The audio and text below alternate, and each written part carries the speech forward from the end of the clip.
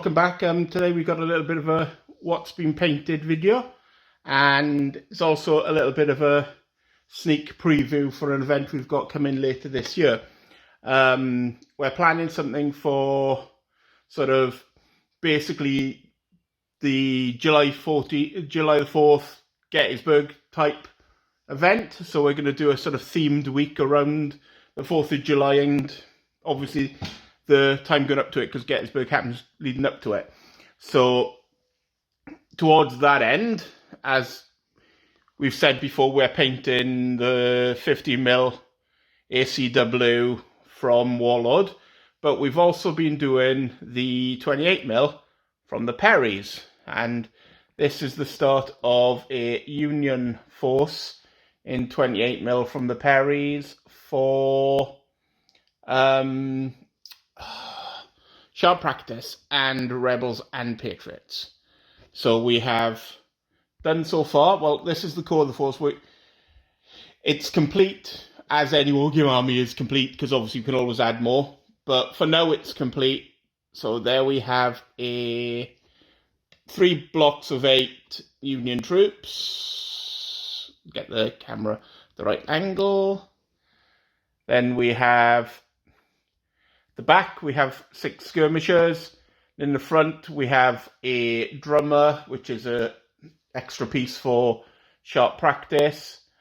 And I've got the Wargames Illustrated Chamberlain brothers, the one with the flag and the one at the back brandishing the sword. I've also got Lawrence Chamberlain from the Perrys, who's this dude here, leading by example, with his truly splendid moustache.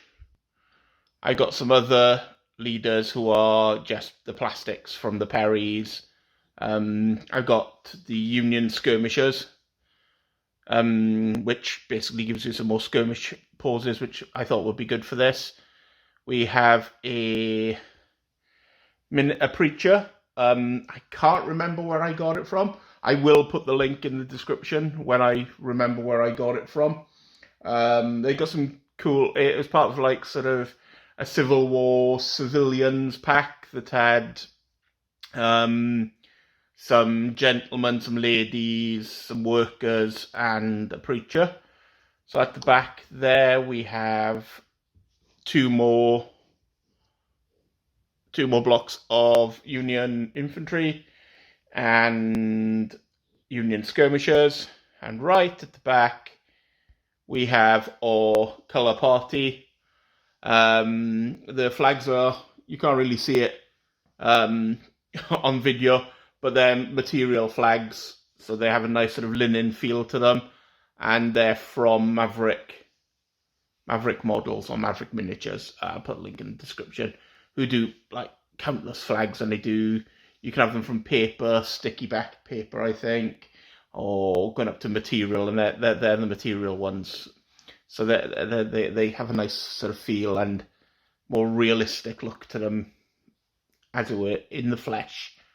Much easier than trying to do the flag on the Chamberlain brothers. I believe that's Lawrence holding is Lawrence Chamberlain, is that? My mind's gone completely blank on names now. Holding the flag. That was a pain in the ass to paint, because, you know, if it was a nice easy flag, then it wouldn't be too hard, but trying to paint the Union flag on a crumpled up flag that's been held in the hands like that was a pain in the ass. But there you go. Like I said, this is a bit of what we've painted and a preview, as it were. Our current plan is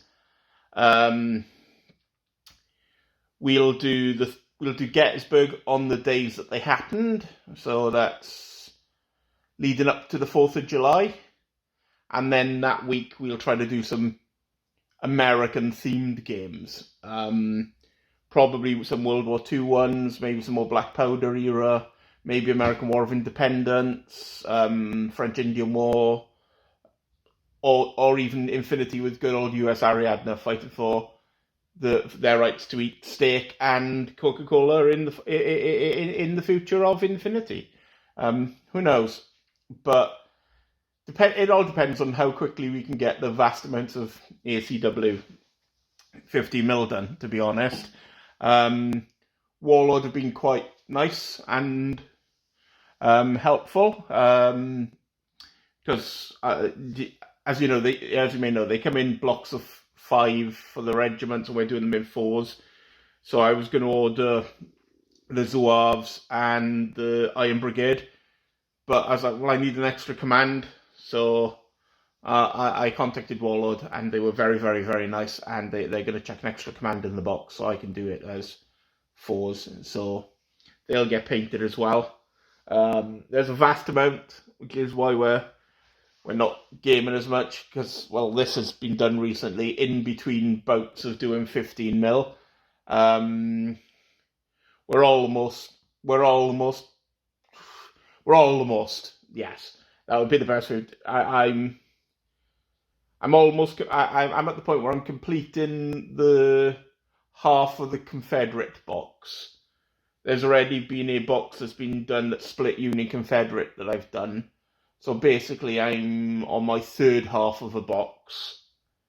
Kerry's done most of a Union box, so they're nearly done. So we're looking, they should be done in time.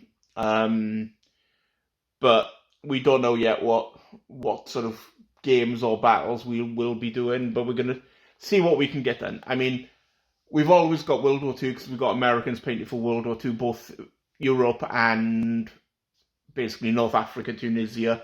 So if we get time, we may do for America for Pacific, but it all depends on time. We'll have the Black Powder Civil War done. We may have stuff for American War of Independence, but again, it depends on painting times and how much we get done. We're intrigued by the new Combined Arms board game by Warlord, so we may do something for that, sort of a whole, we could have. Kerry's got Blood Red Skies, Americans and Japanese, so we could possibly do a sort of a linked game involving that.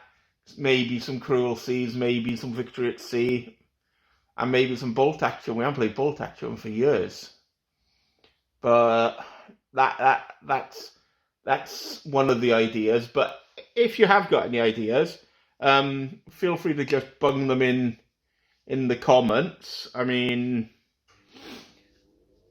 we're kind of looking to do an American themed week around around the 4th of July. We got ideas for other themed weeks then moving on, where we can basically do campaigns and all that based on, one aspect of history maybe. We were thinking of doing one for next year for Commonwealth Day, so we emphasise the use the basically Commonwealth troops in and colonial period sort of thing. That may be quite cool, because we've got some New Zealanders for World War II. We've got Gurkhas for World War II. We've got some stuff for the Sudan and Northwest Frontier, and we may have some Zulu stuff as well. So we can possibly do some cool stuff on that. But like I said, we're happy to do anything, provided we have the time and the money to buy the stuff, which is the biggest problem, because we don't get money for this. This is all, this is all done just for mad ideas mainly.